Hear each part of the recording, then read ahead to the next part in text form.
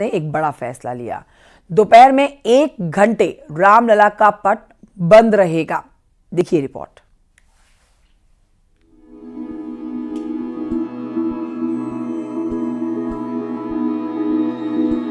अयोध्या की फिजा में राम नाम की गूंज है। देश के कोने कोने से श्रद्धालु रामलला के दर्शन के लिए रामनगरी पहुंच रहे हैं। पिछले महीने रामलला की प्राण प्रतिष्ठा हुई थी, उसके बाद से तो यहाँ श्रद्धालुओं का तांता लगा हुआ है और इस वजह से सुबह 7 बजे से रात 10 बजे तक लगातार रामलला के दर्शन हो रहे थे, जिसमें मात्र 15 मिनट के लिए ही भोग और आरती के समय पर पर्दा लगाया जा रहा था। मंदिर के गर्भगृह में रामलला बाल रूप में विराजमान है, तो उनकी सुविधा का ध्यान रखते हुए श्री राम मंदिर ट्रस्ट ने बड़ा फैसला लिया है। अब दोपहर में रामलला के पट 1 घंटे के लिए बंद रहेंगे। भगवान रामलला के प्राण प्रतिष्ठा के बाद बड़ी संख्या में श्रद्धालु रामनगरी पहुंच रहे हैं। ऐसे में राम भक्तों की सुविधा को ध्यान में रखते हुए सुबह 7 बजे से रात्रि 10 बजे तक रामलला के पट आम जनमानस के लिए खोले गए थे, लेकिन अब चूंकि भगवान रामलला राम मंदिर में 5 वर्षीय बालक के रूप में विराजमान हैं, ऐसे में अब उनको विश्राम की आवश्यकता है। उस समय भगवान भोजन के बाद आराम करेंगे, शयन करेंगे। अच्छा, अभी तक क्यों नहीं कर रहे? भीड़ का दबाव अधिक था। भीड़ को देखते हुए ये निर्णय लिया गया कि लगातार दर्शन चलता रहे। लेकिन अब ये हुआ है कि भीड़ का दबाव थोड़ा कम हुआ है, तो अब भगवान को 1 घंटा आराम दिया जाए। रामलला के मुख्य पुजारी आचार्य सत्येंद्र दास के निवेदन के बाद अब 1 घंटे के लिए रामलला को विश्राम देने का निर्णय लिया गया है।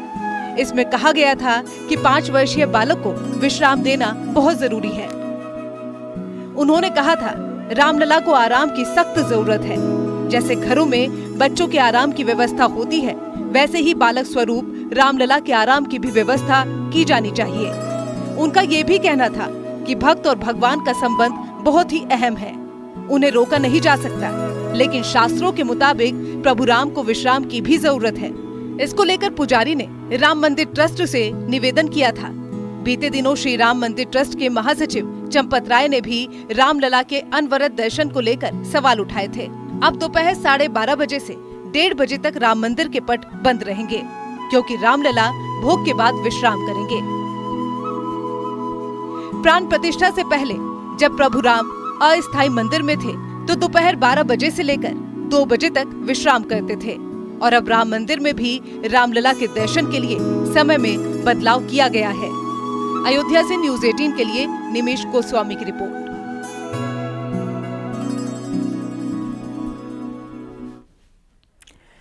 बढ़ते हैं आगे, आपको बताते हैं कि वायु शक्ति 2024 में सिर्फ 1 दिन का समय रह गया है। ऐसे में वायुसेना ने तैयारियां जोरों से अपनी कर रखी है, पूरी जान झोंक दी है तैयारियों में। युद्धाभ्यास जैसलमेर में होने वाला है, लेकिन इसकी गूंज पाकिस्तान तक सुनाई दे रही है। रिपोर्ट देखिए।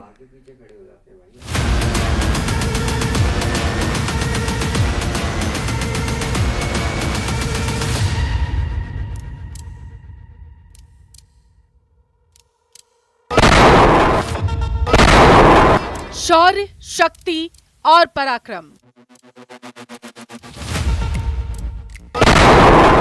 वायु शक्ति में दिखेगा भारत का दम। गरजेंगे सुखोई, तेजस और राफेल, कांपेंगे दुश्मन, मंसूबे होंगे फेल। जोधपुर एयरफोर्स स्टेशन पर इन दिनों हलचल बढ़ चुकी है। वायुसेना के ये योद्धा तैयार हो रहे हैं अपने पराक्रम के प्रदर्शन के लिए। राफेल, सुखोई और तेजस जैसे आधुनिक फाइटर जेट्स को तैयार किया जा रहा है। वायु शक्ति 2024 एक्सरसाइज के लिए 17 फरवरी से आसमान के ये लड़ाके जैसलमेर के पास पोखरण फायरिंग रेंज में अपने युद्ध का कौशल का प्रदर्शन करते हुए नजर आएंगे।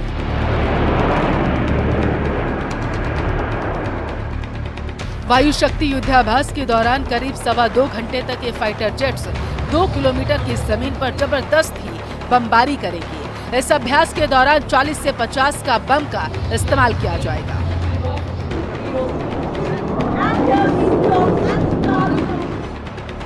बताते चले कि राजस्थान के रण जैसलमेर में भारतीय वायुसेना एशिया की सबसे बड़ी सेना की फील्ड फायरिंग रेंज में अपना सबसे बड़ा युद्धाभ्यास करने जा रही है। वायु शक्ति युद्धाभ्यास के जरिए भारतीय वायुसेना के पराक्रम का अद्भुत रूप देखने को मिलेगा। शत्रु के हर धोखे का मुंहतोड़ जवाब देने के लिए सीमा से कुछ ही दूरी पर मरुभूमि के आसमान पर सेना के जाबाज बेहद कड़े युद्धाभ्यास की तैयारियां करेंगे।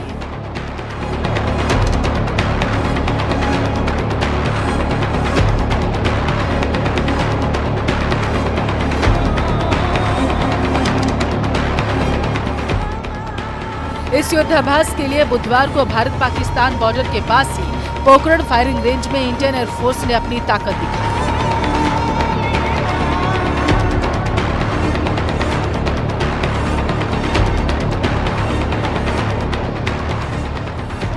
वायु शक्ति ऑपरेशन के तहत डे नाइट चलने वाली इस एक्सरसाइज में 121 एयरक्राफ्ट ने हिस्सा लिया, जिनमें सुखोई 30, MKI, राफेल, तेजस और प्रचंड जैसे लड़ाकू विमान शामिल हैं। इन फाइटर जेट और ध्रुव हेलीकॉप्टर से दुश्मन के विमानों को टारगेट करने, उनके ठिकानों को मिटाने और विमानों की डॉग फाइट का अभ्यास किया गया। बम और गोले फायरिंग रेंज में गिर रहे थे, लेकिन इनकी गूंज लाहौर तक सुनाई दे रही। इस युद्धाभ्यास में दुश्मनों से निपटने के लिए लड़ाकू विमान और हेलीकॉप्टर आतंकवादियों के ठिकानों पर अटैकिंग मोड में लाइव डेमो भी देंगे।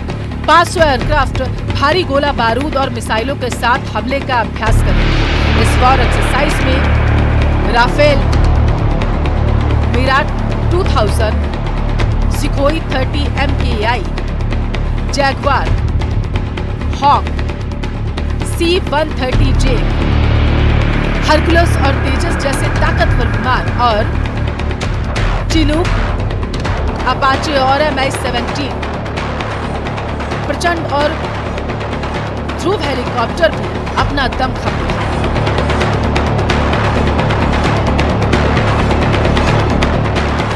वायुसेना की इस एक्सरसाइज में करीब 15,000 एयर वॉरियर्स हिस्सा ले रहे हैं। बताया जा रहा है कि सुखोई MKI कारपेट बम से लैस होकर जोधपुर एयरबेस से उड़ते हुए नजर आएगी। ऐसे में चीन और पाकिस्तान की बत्ती गुल हो जाएगी। 17 फरवरी को होने वाले इस युद्धाभ्यास से दोनों पड़ोसी मुल्कों में टेंशन जरूर बढ़ने वाली है। Bureau report, news 18। और ये बढ़ते हैं आगे, आपको बताते हैं कि हरदोई के थाने में एक कोबरा घुस गया, जिससे पुलिस कर्मियों के बीच हड़कंप मच गया। बाद में कोबरा को सुरक्षित जगह पर छोड़ा गया।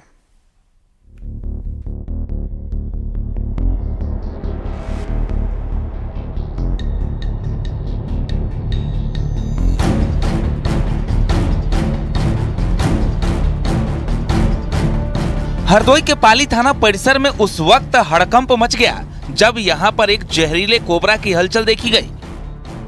कोबरा ने थाने के अंदर बने बाथरूम में अपना ठिकाना बनाया हुआ था।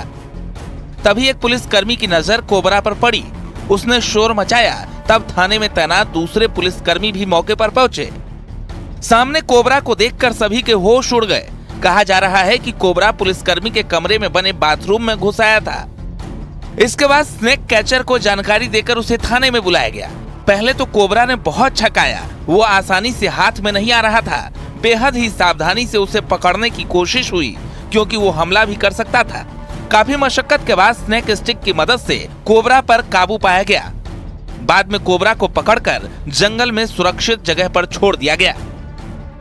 मुझे पाली थाने से फोन आया कि एक बड़ा जहरीला सांप एक बैरक में घुसा हुआ है।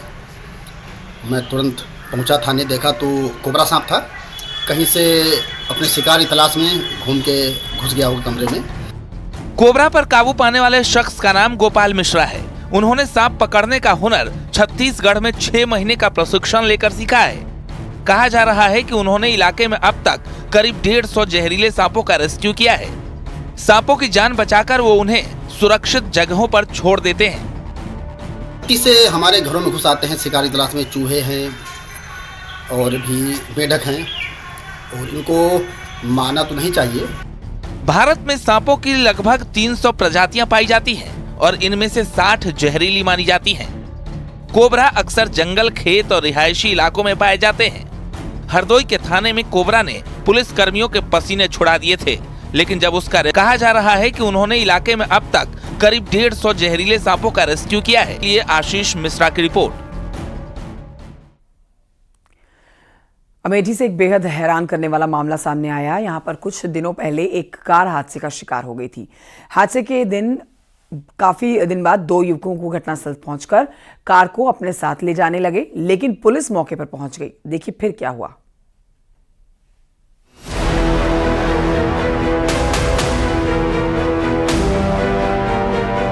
कुछ दिनों पहले अमेठी में एक कार दुर्घटनाग्रस्त हो गई थी। उस कार में दो युवक सवार थे जो बाराबंकी से आ रहे थे। कार बहुत तेज स्पीड में भाग रही थी और अचानक कार के ड्राइवर का संतुलन बिगड़ गया और कार सड़क के किनारे पलट गई। सत्तीन चौकी के पावर हाउस के पास कई दिनों से एक क्षतिग्रस्त कार सड़क किनारे गड्ढे में गिरी हुई थी। पुलिस के मुताबिक उस कार में यही दोनों युवक सवार थे जो अभी उनकी गिरफ्त में दिखाई दे रहे हैं, लेकिन पुलिस ने दोनों को अपराधी की तरह क्यों पकड़ा हुआ है? दरअसल ये दोनों हादसे के कई दिनों के बाद घटनास्थल पर पहुंचे। पुलिस के मुताबिक सुबह के समय ये दोनों युवक कार को अपने साथ ले जाने की कोशिश कर रहे थे। इतने में पुलिस भी मौके पर पहुंच गई और दोनों युवकों से पूछताछ करने लगी। कार को ले जाने का मकसद भी पूछा गया। पहले दोनों गोलमाल जवाब देते रहे, लेकिन बाद में पुलिस ने सख्ती दिखाई। दोनों ने पुलिस को सच बताने में ही भलाई समझी। उन्होंने पुलिस को जो बताया उससे वो भी दंग रह गई। दरअसल जिस कार में ये दोनों युवक बाराबंकी से आ रहे थे, ये चोरी की कार थी और दोनों आरोपियों ने मिलकर चोरी की वारदात को अंजाम दिया था।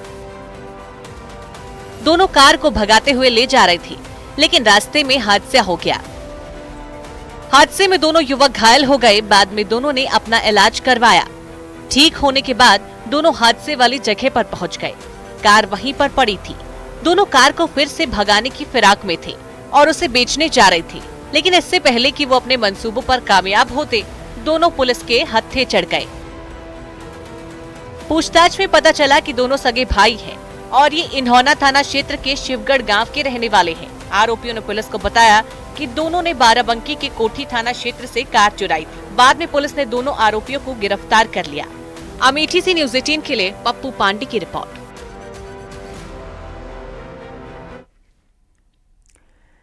उधर बरेली में 3 तलाक की पीड़ित महिला ने सनातन धर्म अपनाते हुए हिंदू युवक से शादी कर ली और उसने अपना नाम भी बदल लिया।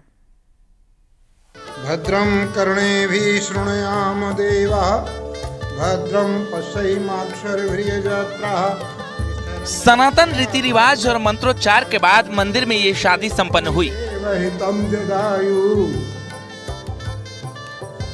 दूल्हे ने अपनी दुल्हन की मांग में सिंदूर भरा और गले में मंगल सूत्र डाला।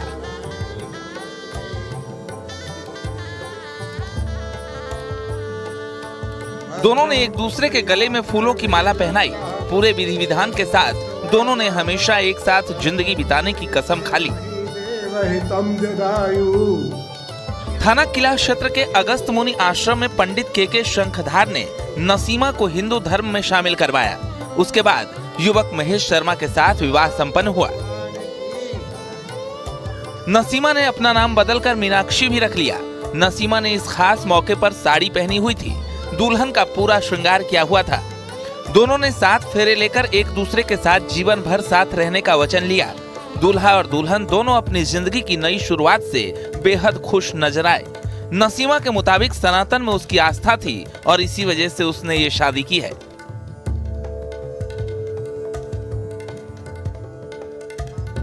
बिहार के पूर्णिया की रहने वाली नसीमा 3 तलाक की पीड़ित है।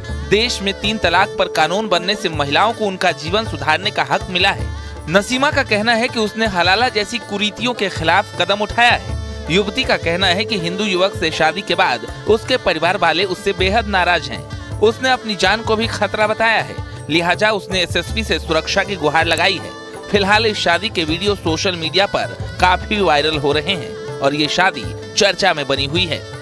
बरेली में कुछ दिन पहले बुलंदशहर की सायदा ने भी सनातन धर्म अपनाया था और हिंदू युवक से शादी कर ली थी। सायदा भी 3 तलाक की पीड़ित थी।